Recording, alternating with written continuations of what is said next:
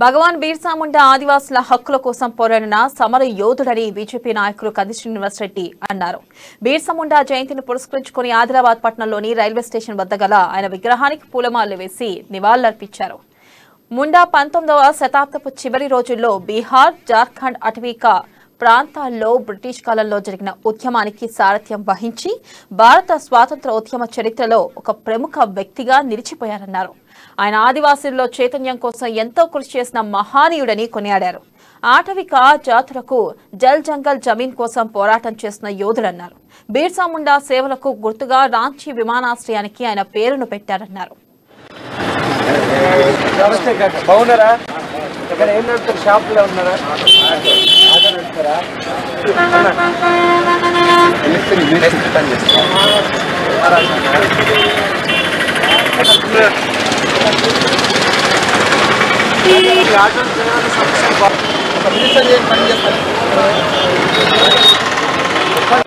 Colour పని వస్తారు.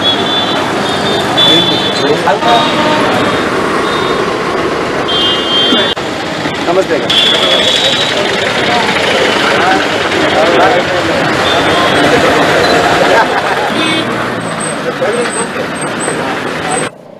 హక్కుల కోసం, జల్ జంగల్ జమీన్ కోసం,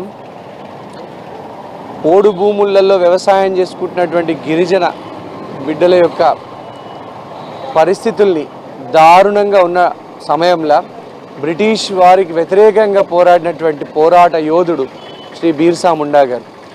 వారి ఆశయ సిద్ధి కోసం, వారి ఆశయ సిద్ధి వల్లనే ఈరోజు 75 సంవత్సరాల స్వాతంత్రంలో మన దేశానికి మొట్టమొదటి ఆదివాసీ రాష్ట్రం రావడం జరిగింది.